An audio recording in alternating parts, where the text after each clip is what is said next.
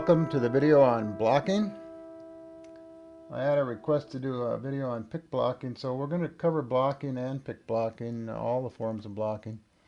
So the steel guitar is a natural sustaining instrument, so if we didn't do anything after we hit the strings, they just continue to ring, which is fine if that's what you want, but sometimes if you're playing fast passages, you want the notes not to continue to ring. If you're playing a piano, when you take your finger off the key, the felt comes down and dampens the string. And if you're playing the guitar, if you let up on the fret with your finger, it deadens the string. So steel guitar is a little more difficult to stop the string from ringing. Yeah, there are many ways to do it, and a lot of the best players never really paid attention how they did it. They just did it so it sounded right to them, and then discovered afterwards how they did. Just look down and see what their fingers were doing. So there's probably as many ways to block as there are players, but the common ones are palm blocking, which is to use this side of your hand here, and then pick blocking, where you actually rest the string back on your finger back on the string to stop the thing from ringing. So if I just have my hand up on its side, and then I have my finger here, my middle finger, ready to hit the fourth string. If I just raise my hand up and hit it, then it's going to ring, and then when I put it back down, it's going to stop. Same thing with the thumb.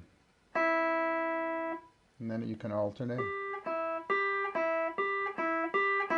Notice there's some bouncing going on there. The better players bounce less than the beginners. But then another way to get the deaden the notes, let's say we're going to play 4 and 5 with the thumb and the middle finger. We can hit it with the side of the hand, or we can just go back and grab the same two strings again, and that has the effect of cutting off the sound.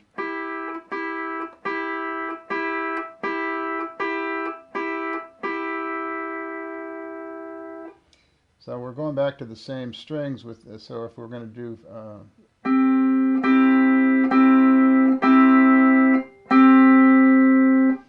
those are hitting the same strings.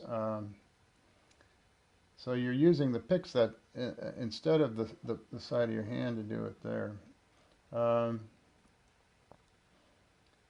You can also block by moving the bar, taking the bar off the string. So if we're going to hit the first string, instead of blocking it with the finger or the palm, we could just take the bar back. And when you do that, the bar isn't there anymore, and this finger here is going to deaden the string. So that's one way. Another way is you can use your thumb. I don't know if you can see my thumb here, but if I want to block with my thumb, I can hit the 8th string and then just boom the bar up, and my thumb will block it as it gets up there.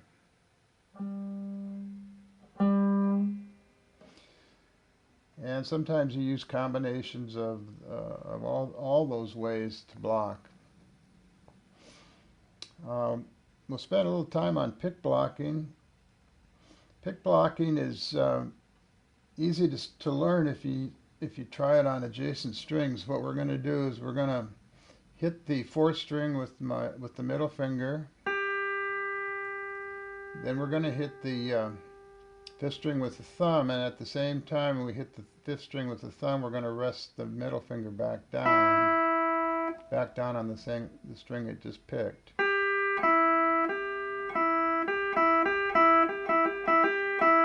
So that's just a matter of practicing that. It's pretty easy to get that, especially if they're adjacent and you're going back to the same strings. And same thing with 3 fingers. A lot of people play that palm block use the thumb and middle finger a lot. But I noticed Paul Franklin and he pick blocks, and he uses all 3 fingers a lot. And you can play a little faster if you use all three fingers.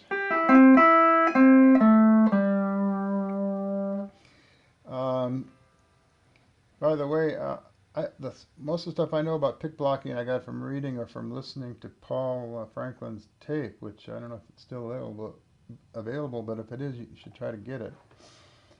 And maybe if it's not available, maybe enough people ask, he'll reissue it.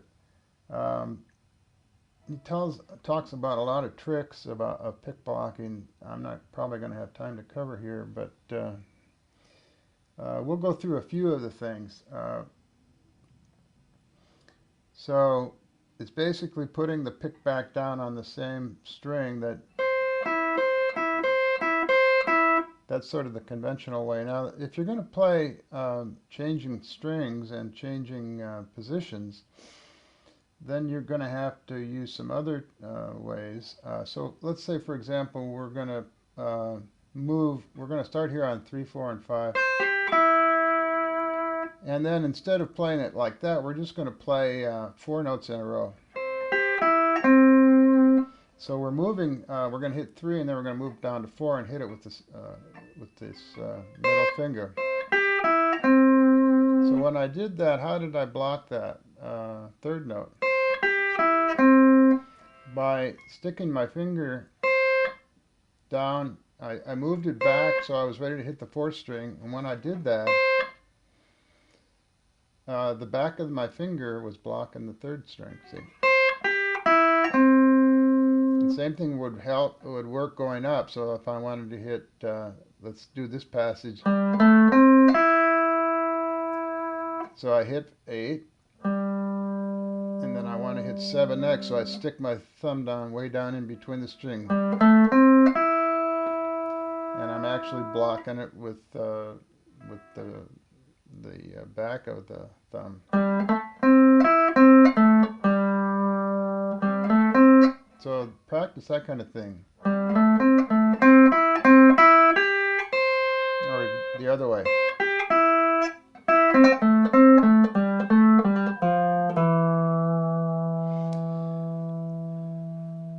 Now when I'm doing not adjacent strings, but skipping a string like 3 and 5 here, if I want to go down, what's let's say 3 and 5, when I move my fingers down in between the strings, just one set down. So I'm resting them, instead of resting them on 3, 4, and 5, I'm resting them on 4, 5, and 6.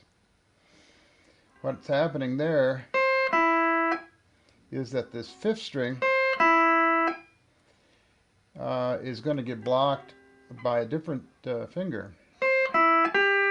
It's getting blocked by the index finger. The thumb isn't going to be around. It's not going to be available to block it. So the index finger is going to do it.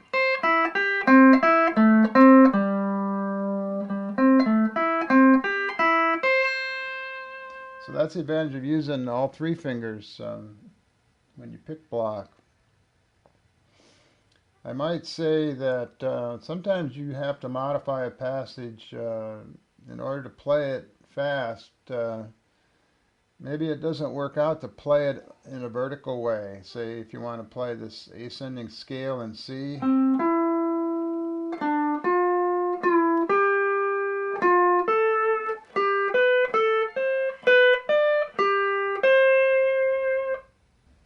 An easier way to play it fast would be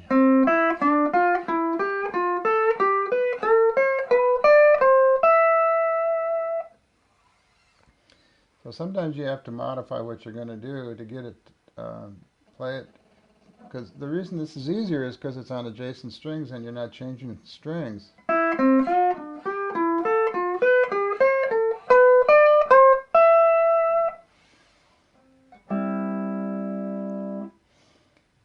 So don't be afraid to try to find an easier way.